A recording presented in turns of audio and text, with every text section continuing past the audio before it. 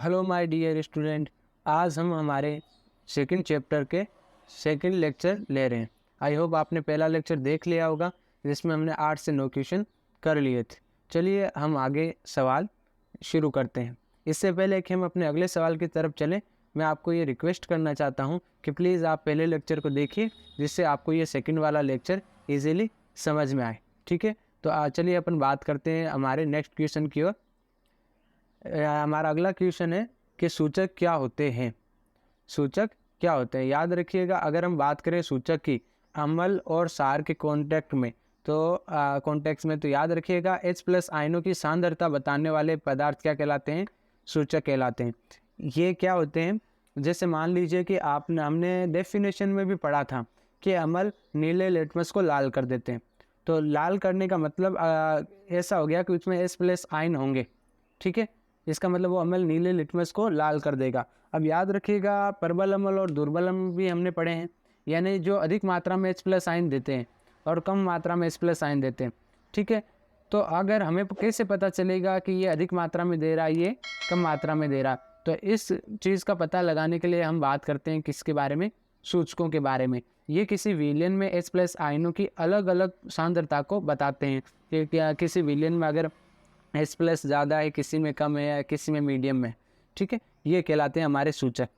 अब एक सवाल और आएगा आपके मन में, क्या ऐसे प्राकृतिक पदार्थ भी हैं जिन्हें हम अम्ल एवं सारक सूचक के रूप में प्रयोग कर सकते हैं, यानी जैसे लिटमस। ठीक है, ये एक प्राकृतिक सूचक है। इसी प्रकार से हमारी डेली लाइफ में जो काम में आने वाले पदार्थ हैं, क्या ऐसे भी हैं? तो याद रखिएगा, हाँ, कुछ ऐसे पदार्थ हैं जैसे लाल पत्ता गोभी, आप इसका यूज़ करके भी बता सकते हो, हल्दी का यूज़ करके भी बता सकते हो, या हाइड्रेजिया का यूज़ करके, या पेटूनिया का यूज़ करके, या जेरानियम का यूज़ करके। इन जैसे कई फूलों की पंखुड़ियों का उपयोग करके आप ये पता लगा सकते हो कि कौन सा अम्ल है और कौन सा सार है। ठीक है, अब जैसे एक बात आती है लिटमस की, कि लिटमस प्राकृतिक सूचक है या कृत्रिम, यानी लिटमस हमें प्रकृति में मिलता है या इनको लैब में तैयार किया जाता है। तो याद रखिएगा लिटमस क्या है, लिटमस एक प्राकृतिक सूचक है। ठीक है, ये थैलोफाइटा समूह के लाइकेन पौधे से निकाला जाता है। इसके बारे में थोड़ा सा आपको याद होना चाहिए। ठीक है, लिटमस कैसा है, एक प्राकृतिक सूचक है। जैसे आपको MCQ टाइप में क्वेश्चन पूछा जा सकता है कि निम्न में से कौन सा एक प्राकृतिक सूचक है, तो 4 ऑप्शन दे सकते हैं, उसमें आपको पता लगाना है। एक और आगे मैंने इसी में ऐड कर दिया कि जब सफ़ेद कपड़े पर सब्जी के दाग लगे होते हैं और उन पर जब अपन साबुन लगा दें तो वो लाल भूरा क्यों हो जाता है, तो साबुन की जो प्रकृति है वो एक क्षारीय प्रकृति है। ठीक है, और जो सब्जी में जो हल्दी है, ठीक है, वो एक लिटमस पेपर की तरह काम करती है, वो अपने कलर को चेंज कर लेती है। और साबुन क्योंकि एक क्षारीय प्रकृति का होता है इसलिए वो लाल भूरे रंग का हो जाता है। याद रखिएगा हल्दी भी लिटमस के समान एक प्राकृतिक सूचक होती है। ठीक है, अब लिटमस पर थोड़ी चर्चा कर लेते हैं। जैसा मैंने अभी आपको बताया ये प्राकृतिक सूचक है, ये थैलोफाइटा समूह के लाइकेन नामक या लीचेन पौधे से निकाला जाता है। यह सबसे इम्पोर्टेंट बात है कि जब विलयन न तो अम्लीय हो और न ही क्षारीय हो तब इसका रंग कैसा होता है, तब इसका रंग होता है बैंगनी रंग का। ठीक है, तब इनका रंग कैसा होगा, बैंगनी रंग का। आप थोड़ा सा इस बारे में ध्यान रखिएगा। चलिए अगले क्वेश्चन की तरफ चलते हैं। हमारा नेक्स्ट क्वेश्चन है कि 2 संश्लेषित सूचकों के नाम बताइए, यानी ऐसे सूचक जो फैक्ट्री में तैयार किया जाता है, जो मानव निर्मित होते हैं। तो याद रखिएगा, एक है मेथिल ऑरेंज और एक है फिनोफ्थलीन।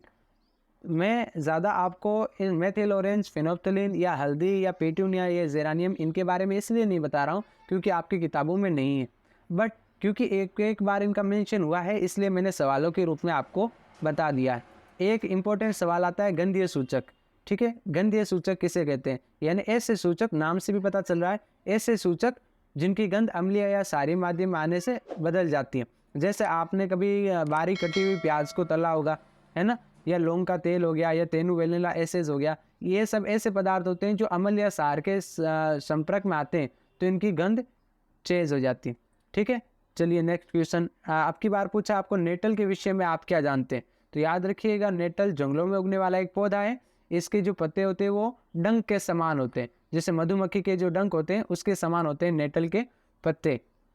जब कभी आप इनके संपर्क में आते हो या ये गलती से अगर आपको छू जाएं तो वहाँ पर इनके पत्तों में जो मेथेनोइक अम्ल होता है, जैसे शुरुआत में हमने पढ़ा था जो प्राकृतिक वस्तुओं से प्राप्त होने वाले अम्लों के बारे में हमने लिखा, तो हमने उसमें देखा था कि नेटल के पौधे में जो डंक होता है उसमें कौन सा अम्ल होता है, मेथेनोइक एसिड होता है, ठीक है, अम्ल होता है। तो क्योंकि ये अम्ल है इसलिए आपको बहुत ज़्यादा दर्द होगा।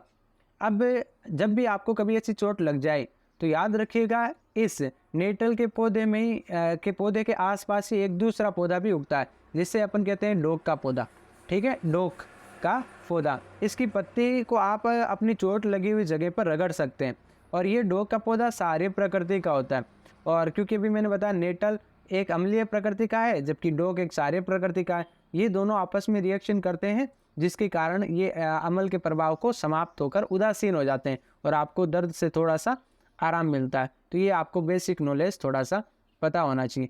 अब एक इम्पोर्टेंट सवाल आता है, कई बार आपको पूछा जा सकता है, याद रखिए अब जो सवाल ये समझ पर आधारित सवाल होते हैं, ये ज़्यादातर नोट्सों में लिखाए नहीं जाते, फिर भी आप देख के एक बार समझ लीजिएगा। जैसे आपको 3 परख नलियाँ दी गई, एक में आश्रित जल है, इसका मतलब हो गया साफ जल है, जबकि शेष 2 में एक में अम्लीय विलयन है और दूसरे में क्षारीय विलयन। और आपको केवल एक लाल लिटमस दे रखा है, इस बात पर थोड़ा सा गौर कीजिएगा, आपको थोड़ा सा ध्यान देना इस बात पर कि आपको केवल क्या दे रखा है, लाल लिटमस दे रखा है। तो आप प्रत्येक परख नली में रखे पदार्थों की पहचान कैसे करोगे, ठीक है। यहाँ दोबारा बता देता हूँ, हमारा सवाल यह है कि एक में आश्रित जल यानी साफ जल है, प्योर वाटर है, एक में एसिडिक सॉल्यूशन है, एक में बेसिक सॉल्यूशन, ठीक है। आपको केवल लाल लिटमस दे रखा है तो आप कैसे पता करोगे। तो याद रखिएगा तीनों परख नलियों में हम लाल लिटमस के साथ में रिएक्शन करवाएंगे, ठीक है। अब जैसे ही हमने किसी विलयन में इस लाल लिटमस को डाला और अगर वो नीला हो गया, इसका मतलब वो विलयन कैसा होगा, क्षारीय होगा। भाई हमने ऊपर ही क्या पढ़ा है कि क्षार लाल लिटमस को नीला कर देते, यानी आपने एक परख नली में उस लाल लिटमस को डाला और वो नीला हो गया, इसका मतलब वो क्षारीय है। यानी अब आपके हाथ में जो लिटमस पेपर है ये नीले रंग का है, मतलब आपने लिया लाल था, अब ये कौन सा हो गया, नीले रंग का हो गया। अब इसी नीले रंग की लिटमस पेपर की क्रिया अपन करवाएंगे शेष दोनों विलयनों से। अब जिसमें ये वापस लाल हुआ वो तो अम्लीय हो जाएगा और जिस विलयन में कोई इफेक्ट नहीं पड़ेगा वो हमारा आश्रित जल हो जाएगा। कुल मिला के आपको बात समझ में आई होगी। पहले लाल लिटमस को डालेंगे तीनों विलयन में, जब ये लाल से नीला हो जाएगा इसका मतलब वो क्षारीय होगा, और जब नीले से वापस लाल हो जाएगा वो अम्लीय होगा, और जिसमें कोई इफेक्ट नहीं पड़ेगा वो हमारा हो जाएगा कौन सा, उदासीन विलयन। तो इस टाइप से आप तीनों का पता लगा सकते हो, ठीक है। अब एक सवाल और आता है इंपॉर्टेंट, आपने कभी देखा होगा, इस पर चर्चा होती है कि हमें तांबे या पीतल के बर्तनों में दही और खट्टे पदार्थ नहीं रखने चाहिए। इसका बेसिक सा एक कारण है, याद रखिएगा कि अभी हमने ऊपर चर्चा की थी कि दही में कौन सा अम्ल होता है, ठीक है, लैक्टिक एसिड होता है, यानी दही या खट्टे पदार्थ जो बाकी के हैं वो अम्लीय प्रकृति के, ठीक है। और तांबे या पीतल के बर्तनों की अगर बात करें, इनमें आपको ये चीज़ें नहीं रखनी चाहिए। क्यों? क्योंकि जैसे ही ये वाले पदार्थ तांबा या पीतल है ये अम्लों के संपर्क में आते हैं या किसी धातु की सतह से क्रिया करते हैं तो ये विषैले यौगिकों का निर्माण कर लेते हैं जो हमारे शरीर के लिए हानिकारक है। इसलिए हमें पीतल एवं तांबे के बर्तनों में दही या खट्टे पदार्थ नहीं रखने चाहिए। आपने घरों में भी नोटिस किया होगा कि हम इनको प्लास्टिक के बर्तनों में रखते हैं, ठीक है। अब बात करते हैं अपने अगले लेक्चर की ओर, ठीक है। ये जो आगे का जो हमारा चैप्टर रहेगा ये थोड़ा सा अलग टाइप का रहेगा।